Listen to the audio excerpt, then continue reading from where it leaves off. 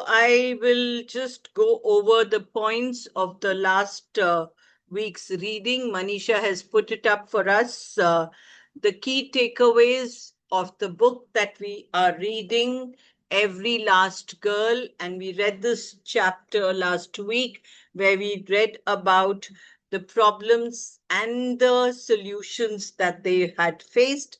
So the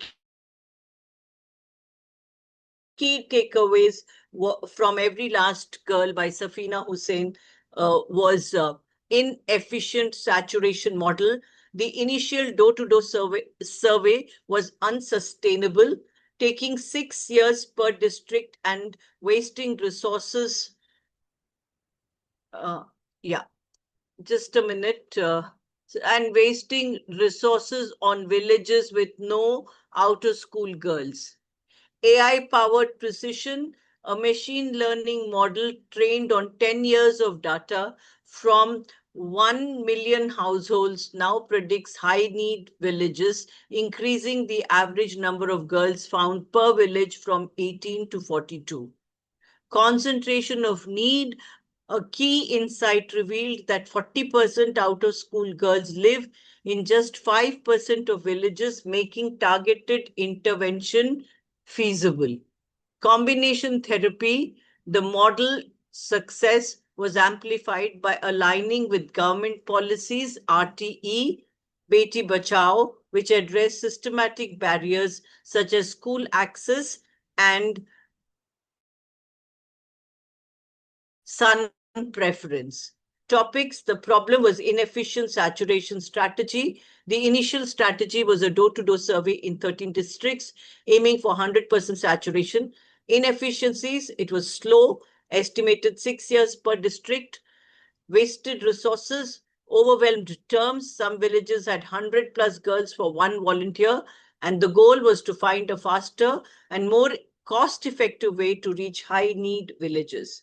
And the solution was AI-powered prediction model. That's what we saw last chapter.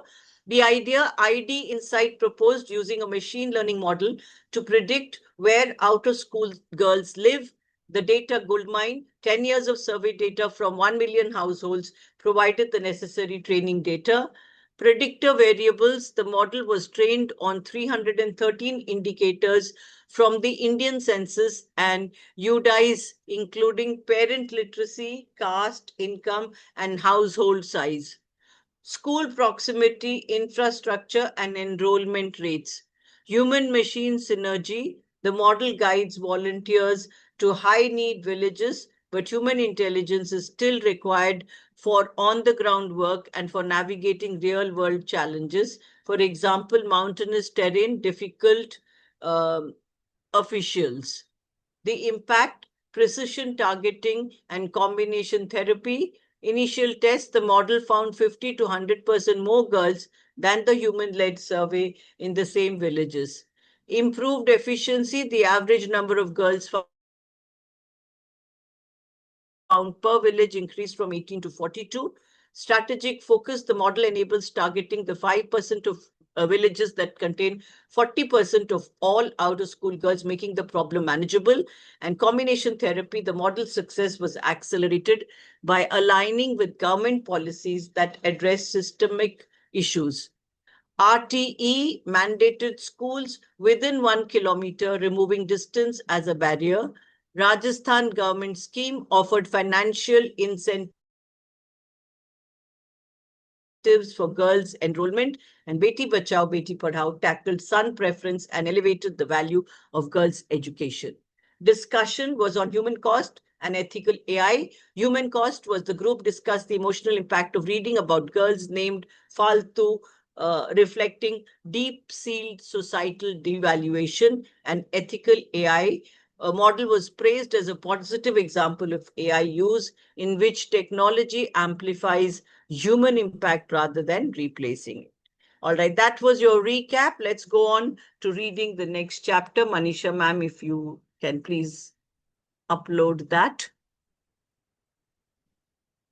Okay, so we are on chapter 8 of Every Last Girl, and it's called the multiplier effect. Investment in girls' education may well be the highest return investment available in the developing world. Lawrence Summers, World Bank chief economist, 1992. $1 billion business is known as a unicorn. In the social sector, an impact unicorn or a social unicorn is one that has the potential to reach millions of people with their work, creating social change at massive scale. It's a term that has been used for educate girls, an achievement I'm immensely proud of. So, what is the end goal for this scale and growth? What has this journey been for? Why do we want to help girls get back into schools and classrooms where they belong? What is the so called multiplier effect of girls' education? One girl can change a village. What has changed in the last decade or so? I asked her when we met her recently. Bahut, a lot, she replied with a twinkle in her eye and a wide, wide smile. Yes, ma'am. I want to now take you back to Andu, whom we met back in 2010 when her daughter was 2 years old. As explained, Andu was educated, having escaped from a restrictive marriage and in laws who threatened to kill her daughter. Andu owed so much to her education. She would likely not have had the presence of mind to escape if she hadn't been to school and held on to the confidence that studying and learning to read had given her. Perhaps she would not have understood the injustice and recognized the abuse she was suffering if it hadn't been for her time in school. Andu's education meant that she questioned her mother in law's instructions to take ash from the fire, mix it in water, and feed it to her newborn. Andu knew this was murder. She knew it was in her power to prevent this from happening, and she did. It must have been tough living the life of a single woman. But after her escape, Andu moved back to her native village. She brought her daughter up on her own and then used her education to cause a ripple effect across her village and beyond. Andu joined our movement and worked in a further cluster of villages that we knew were hotspots of vulnerability for girls through their predictive analytics. A decade later, Andu works as an Upa Sarpanch, as well as a program coordinator with Educate Girls. Not just in her own village, but across the 11 villages in her ward, not one single girl has been out of school for many years now. This is unusual for Banswara, a deeply forested district and a home to a majority tribal population. Banswara, possibly named Banswara or land of bamboo, is the southernmost district in Rajasthan and lies in the Mahi River basin bordering Madhya Pradesh. People in Banswara suffered from a lack of infrastructure, and the district was selected as one of 250 districts back in 2007 in need of investment to redress this imbalance. So, up until 2014, it was part of the government's Backward Regions Grant Fund program. But it is now the norm in this area for girls to go to school. Girls go to school and women read. And by reading, women are learning, among other things, improved farming practices. Andu proudly spoke of how women were leading the change in her village, and through learning how to care for their goat and cattle herds better with the latest animal husbandry techniques, the milk production had increased tenfold. औरतों को अभी ज्यादा रोजगार मिलता है, Andu explained proudly. Women are engaged in more employment now. It was now the norm for women to work either in or outside the home. And work at home was also very different. Thriving enterprises had made working at home more fruitful and usurped time spent on unpaid household chores. These chores were, of course, still essential. But beyond that, the majority of Andu's fellow ladies in the community ran small businesses. They were connected to the local economy. They knew where and for how much to sell their papad or papadum and paper bags. Andu's observations in her village about the multiplier effect of education are not just anecdotal or observational.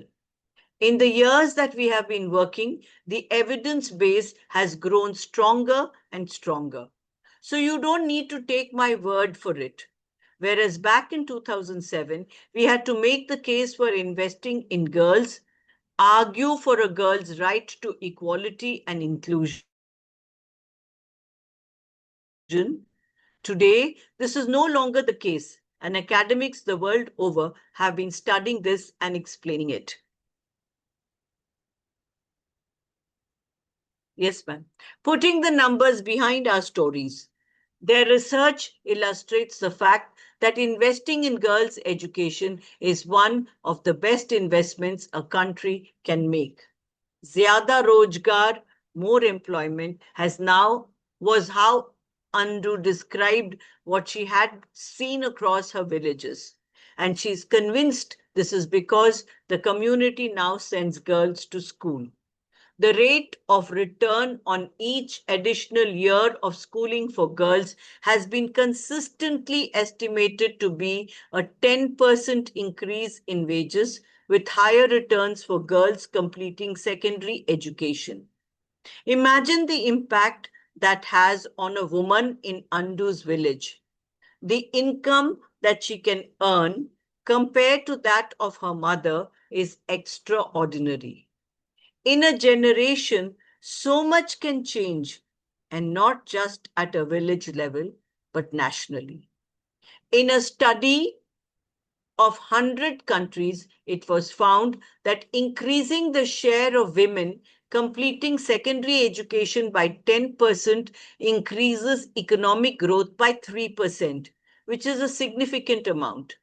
Andu can see this is the income of women in her community, in what her friends and neighbors take home each week or each month.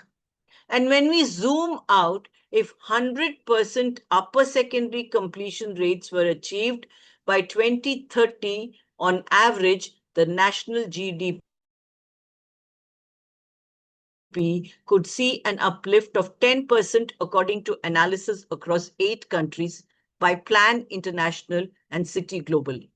This could see between $15 trillion and $30 trillion added back into the global economy.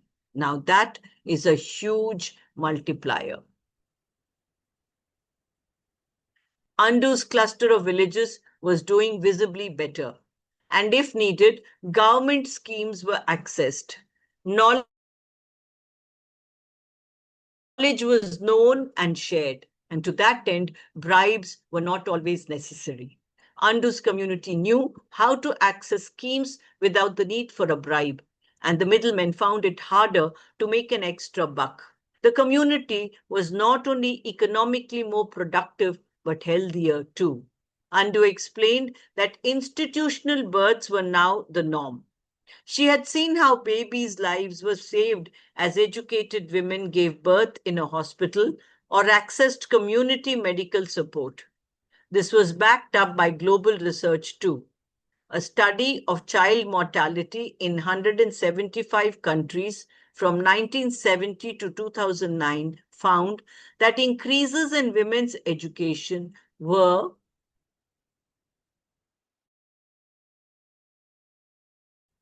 responsible for more than half the reduction in under 5 child mortality. That's 4.2 million lives saved because of girls' education.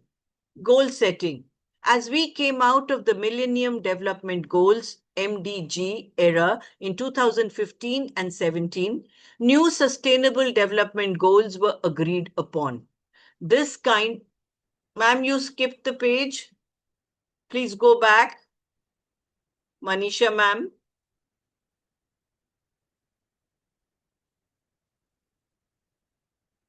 As as we came out of the Millennium Development era in 2000, I think we've missed a page. Manisha, ma'am, are you there? Now we have, no, we were on the back page. Yeah, one page behind. Yes. So the community was not only what happened. One more. Yes, Okay. here. Was responsible for more than half the reduction in under 5 child mortality. That's 4.2 million lives saved because of girls' education. Goal setting.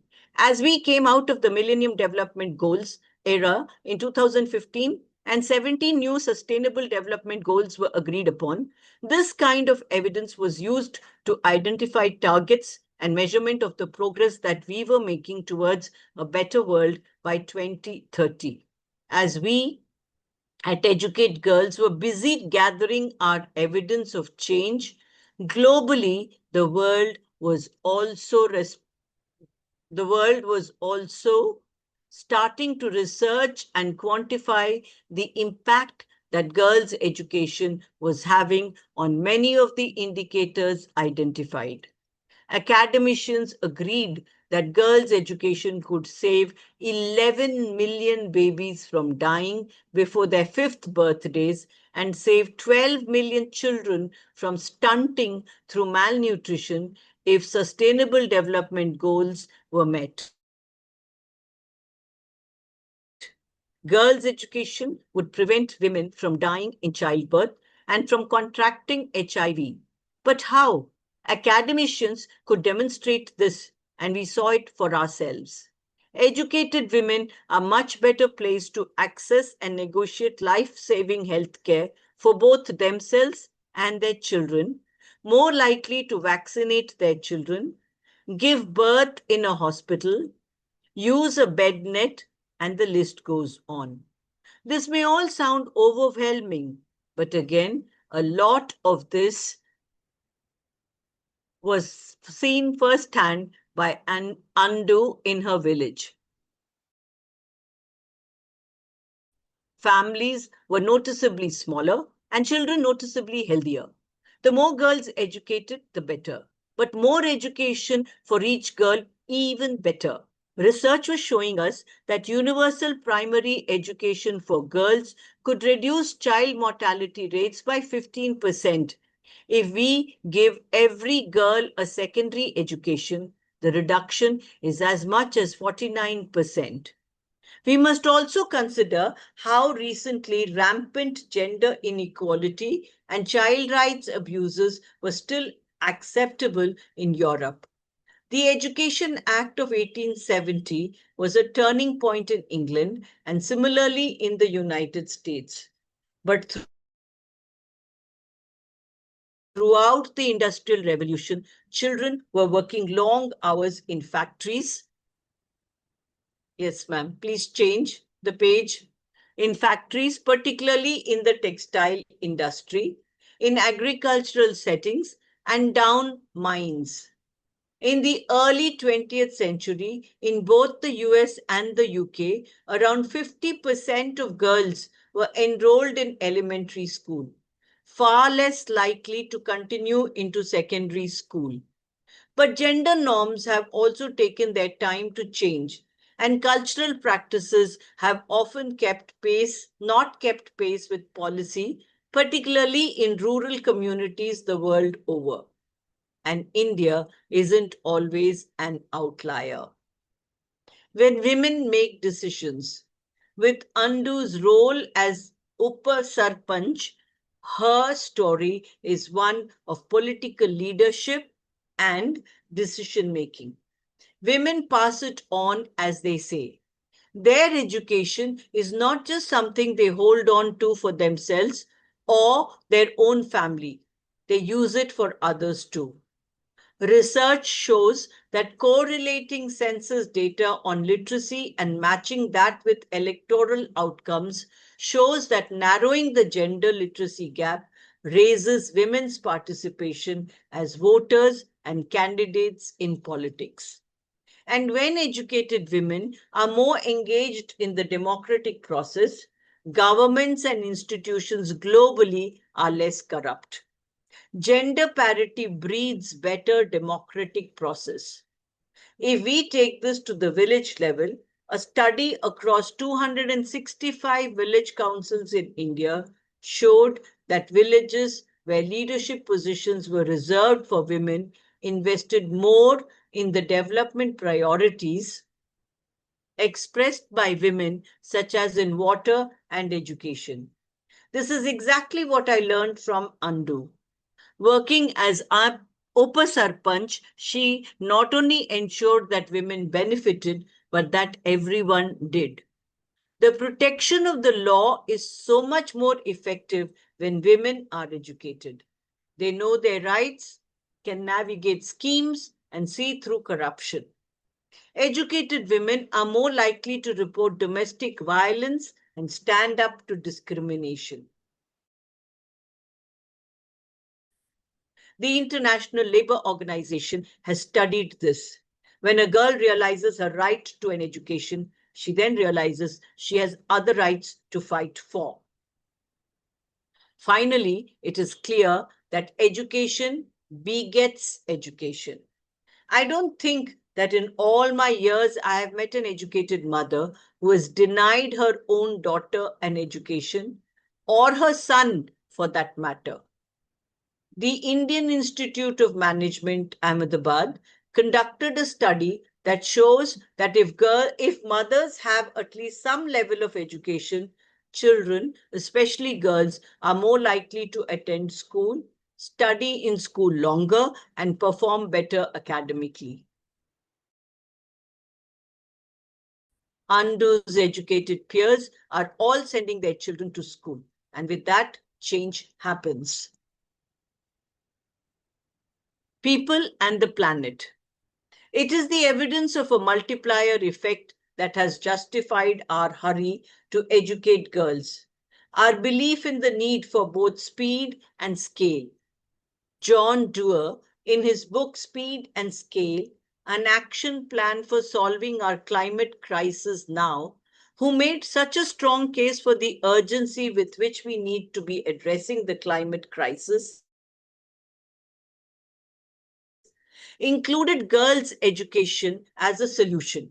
It is, of course, first vital to recognize that, as I have mentioned before, women and girls are disproportionately impacted by the climate crisis. This makes the case for more and better girls' education even stronger, as the research concludes that higher education levels for girls can contribute to increased resilience in the face of natural disasters. Academics have gone so far as to say that deaths due to disasters could be reduced by 60% if a significant portion of young women, 70%, completed lower secondary school. Female education is the single most important social and economic factor associated with a reduction in vulnerability to natural disasters, is what a study of 130 countries concluded. If we go back to our human rights discussion, the right to 12 years of education alongside the right to access free family planning will undoubtedly see a large reduction in the global population. By 2050, with an educated global population and the right to choose when to have a baby, it is clear that unwanted pregnancies will reduce dramatically and smaller family size will be the norm. If the world's population grows by 8.4% less than current predictions, there would be a reduction of 70 gigatons of GHG emissions. So this has to be a good thing. If rightfully women choose their family size, they are choosing a better life for themselves and a huge positive upside for the planet. Education just for her. So there we have it. The people in positions, the people that people think matter, passionate academics, economists, development practitioners, the G7 even have all confirmed that the evidence is there. Girls should be educated so that there is widespread global, national, village, and family level impact for others. An educated girl can influence so much, and her education is so powerful. But the more I make this argument, the more I disassociate from what I am saying and realize I'm falling into a trap of patriarchy. Why should a girl be educated for somebody else? My education was mine. Why should an investment in her education be contingent upon a multiplier, be argued for and justified by her impact on another, rather than a change, a power, a voice, and a choice for her, just for her? I, of course, applaud all these arguments and trust and appreciate all the mounting evidence, as this gives me an additional narrative to support everything I already innately know. This means you don't have to just take my word for it. But having said all this, these arguments and intersections anger me as well. As I see it, they are proof that the world is still captured by a patriarchal mindset.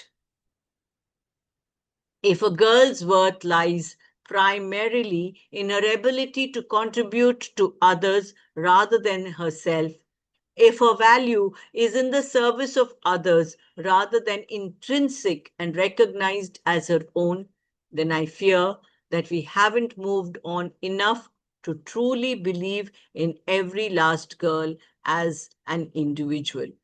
Manisha ma'am, I just want to repeat reading this last para because this is the crux of the matter.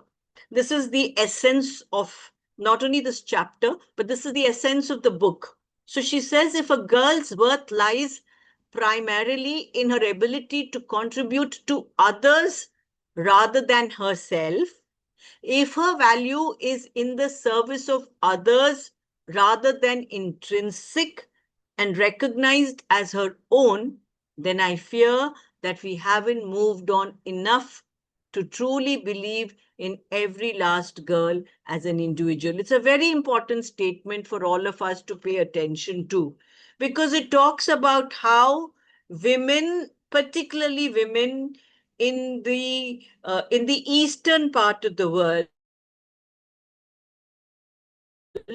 are always thinking of themselves as being providers for others. They're always thinking of themselves as being made to take care of the needs of the people in their family, in their lives. So, what the writer over here is telling us is that why should any girl's education be for only the sake of someone else? Her education is for her own intrinsic growth, and it should end with that. But she says that until this doesn't happen, then we haven't really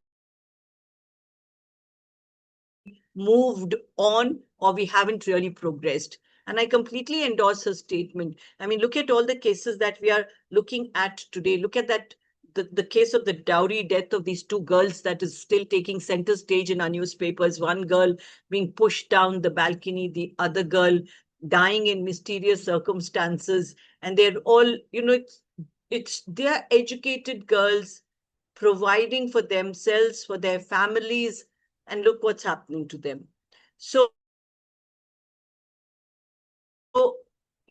a lot of soul searching and a lot of thought that we educated women and teachers in particular need to do.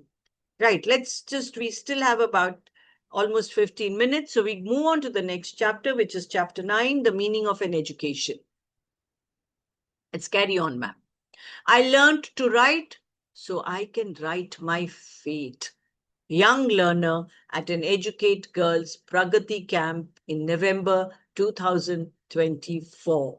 What a profound statement. I learned to write so I can write my fate. Okay? मैं अपनी तकदीर लिख सकती हूं क्योंकि मैंने लिखना सीखा.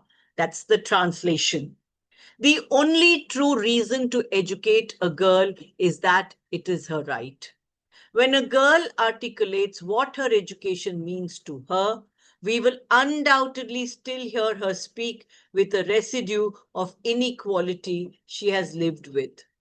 She might explain her education through the lens of the cultural and social norms we are seeking to change. But we will also hear what I hope is a compelling argument. Yes, ma'am. Is a compelling argument about why girls' education matters, why their lives count, and why every last girl has a right to go to school. The numbers. I opened my eyes to find women before me, their clothing a dazzling sweep of every shade on an artist's palette, some veiled, some not. Every woman wore her red Educate Girls uniform top, uniting everyone in our team color. As they moved in front of me, I became dizzy. I had approached the microphone, but instead grabbed the stand to steady myself as I looked out across the marquee. Yes, some of the women held babies, others bounced toddlers on their knees. And to my left row upon row of men, sorry about that, row upon row of men standing in pale shirts or white kurtas, bright pink and orange turbans dotted the crowd. And again, everyone wore a crimson sweater. I admit my eyesight is not what it used to be.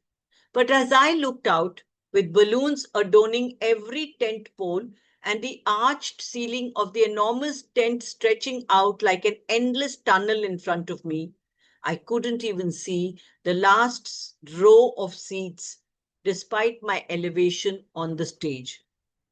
I took a moment to breathe. This was our 15th Foundation Day celebration event, and Meena had called me up on stage to open the proceedings. As I paused, I realized the enormity of the moment. This was a large part of our 22,000 strong team. Here, in one place, were at least 2,000 Team Balika and Educate Girls field staff. Where once the whole team had fitted in one marquee, we were now spread across 4 states of India. The crowd in front of me had many of our founding team members, girls and volunteers. But this was only a part of what we had become. Namaste to you all, I began. I warmly welcome all our friends who have come from the villages of Jalore, Sirohi, and Pali. Your presence here is so important to today's celebrations. Do you all know what your hard work has achieved? Your hard work has brought about a change. And it's not a small change, but a significant social change that has come about due to connecting millions of girls with education. This is not just a statistic, not just numbers. This is a wave of change that will change the future of our girls forever. I paused and looked out again over the crowd. I could hardly believe how far we had come. The work started here in Pali, and 15 years later had reached over 30,000 villages across 4 states of India. We had knocked on around 14 million doors, and this incredible effort was led by our team Balika and highly dedicated field staff. The fact that we now based our planning on machine learning algorithms also meant that we were knocking on the right doors a lot faster. I mentioned before that after our first decade, we had secured the education of 3,45,000 girls. Now, with this accelerated approach, in 2024, we were supporting the enrollment of over 4 lakh girls in a single year. This truly was now a movement. In just a few years, we had found and mobilized over 1.5 million girls who were all now going to school. Previously, they were invisible and forgotten. Something that should have taken us 5 years, thanks to our precision targeting actions and incredible team. Given we were now celebrating a decade and a half's work, rather than visiting one or two of our annual Foundation Day events, I had decided on an all-encompassing road trip. That year, I wanted to really reconnect with our teams and our girls and revisit the protagonists of our incredible stories.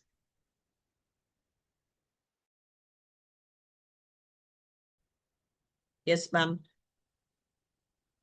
Okay. I wanted to try and meet as many girls as possible, see them face to face, and reassure myself that all the incredible numbers and stories were real. Over the years, I had stored up story after story in my memory and shared a great many with our supporters across the world. My plan was to travel through Rajasthan and then continue on to Madhya Pradesh and Uttar Pradesh and see what had changed in the girls' lives and communities through education. In Rajasthan, from Pali, we made our way to Rajsamand, Udaipur, and then Jhalawar and Barwani. We then crossed over into Madhya Pradesh, visiting Alirajpur, Jhabua, Dhar, and Barwani. Okay, we are going to stop here now, Manisha ma'am. You can make a bookmark there. And then we'll take it next week. We're almost towards the end of the book, and we can see the revolution, and we can see what a lot of good this has done to these states where Educate Girls was able to tap and to reach girls and educate them. So, any thoughts from anybody here? I think Myra has left the group, but we have Akansha and Deepthi and Meenakshi. Are you there? Meenakshi has also left, I think. Yes, I Manish. really love the Hmm. first line of this chapter, that Yes. I learned to write so that I can write my fate. It's such a beautiful ending. Such a beautiful and so deep, profound, absolutely. It's a statement that can be, quoted so many times to motivate people to do what they want to do. Really, Deepti, that's a beautiful sentence that the That's author true. has used. Yeah. In fact, all those little quotes at the beginning of every chapter, in fact, is so beautiful that it makes your hair stand on end at times. Yeah. Oh my. Right, great. It is good that you came on to the reading session today. And Manisha, do you have any thoughts or should we end here? We have how many? This chapter left to finish the book? Around 45 plus Okay, pages. good, good. So we'll take another 2, 3 weeks to 2, 3 Thursdays, I suppose, to finish the book. Wonderful. So maybe we should. I'm trying to write and get fix up a day with Safeena, and invite her to come and address us on our Thursday reading session. It would be lovely if she accepts our invitation and comes and speaks to us. So I did send her a message yesterday, just like that on Facebook. But formally, I shall write and invite her so that she can come and talk to us. Her group has been with us in the beginning when we just started reading the book. Some representatives from Educate Girls us. But we now need to write and invite her, and that would be wonderful. So we can have our questions ready so that we can interact with her when she comes, if and when she comes, right? She will come. Sure. Yeah, yeah, right. All right, Manisha, we can call it a day today and we can end it here and we'll take it from where we stopped on next Thursday. Thank you all for attending the session. Have a great evening.